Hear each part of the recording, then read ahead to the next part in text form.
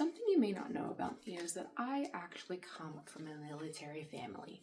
I have seen the good and I have seen the bad that can come from that kind of life.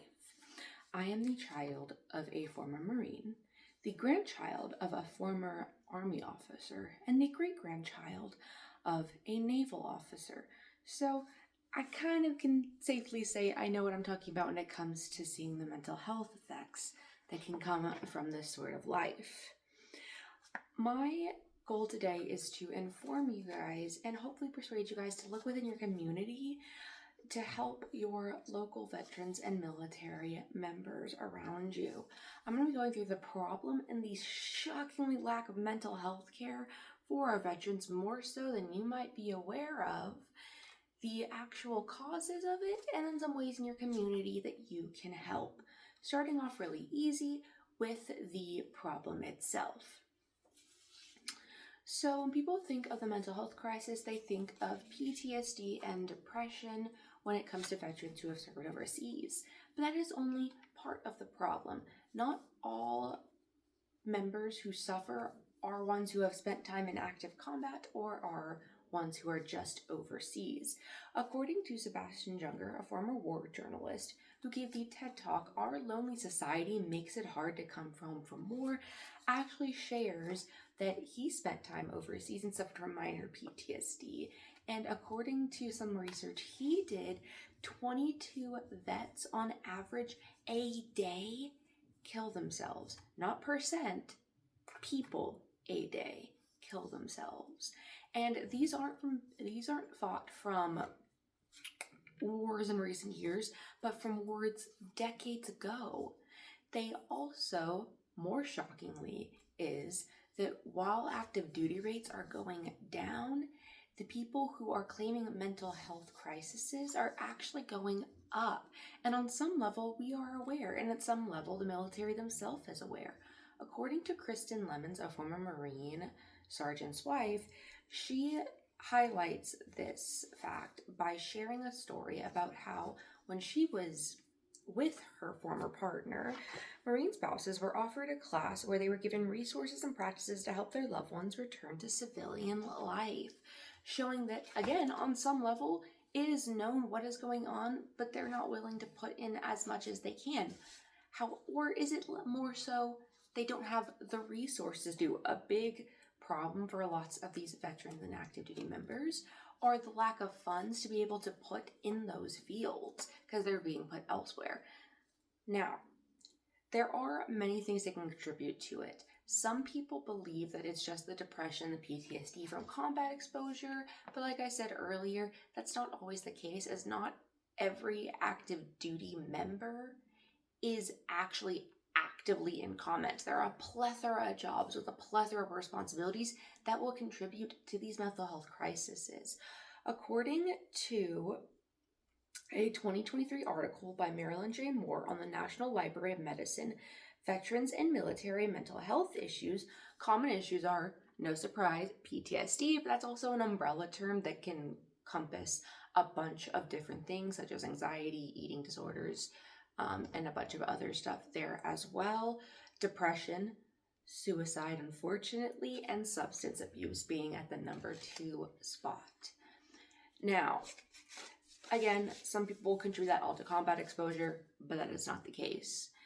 The same article follows up and lists a plethora of reasons other than combat exposure that is what contributes to this issue, such being as the deployments themselves, the leadership discord, promotion complications, legal military concerns, permanent moving of stations, and separation from family, loved ones, and your typical support system. Now, the loneliness is a giant thing, especially when they come back from active duty. Again, coming back from active duty doesn't mean coming back from even overseas. They might have an easier time transitioning than their time overseas, but there's still this effect that will leave them depending on what their job was. Some people have an easier time than others. You also have to think that these people are fighting and struggling with people for so long that being separated from them when they come back is also a toll on their psyche. I actually interviewed a former Marine Sergeant, Luis Miguel Soares, and he shares an anecdote of what it was like for him to come back from overseas after being an air traffic control pilot and from being a civilian contractor for years. I remember getting to Oklahoma City and quickly getting depressed. My work at the time seemed so insignificant. I lost access to all the folks overseas I'd been working, struggling, and fighting with for years. My kid was in Texas, my mom and granddad were in Massachusetts, and anyone else was across the world, highlighting just how lonely and isolating it can feel coming back with that major change.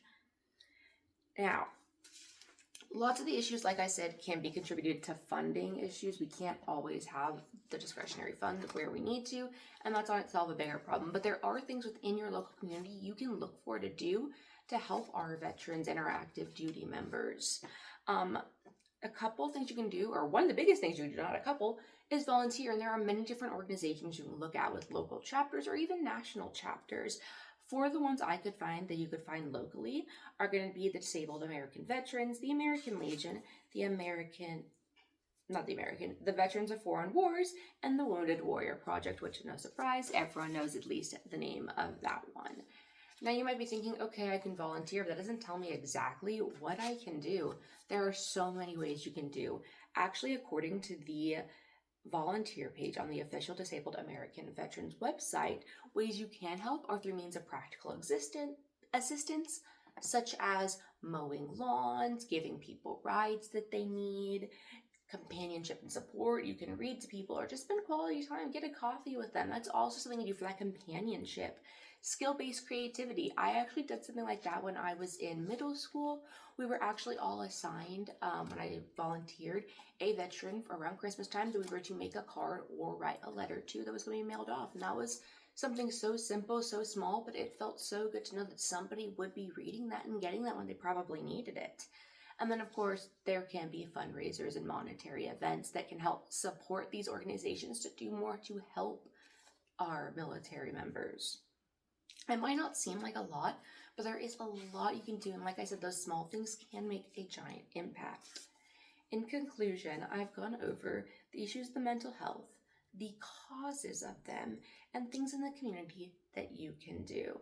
I hope now that you understand the gravity of the issue that I've enlightened you on, I have motivated you to look into some of these local chapters, or maybe look into something small that you can do to help them out. After all, if we can afford to send these members to war, why can't we take the time to take care of them when they get back? Thank you.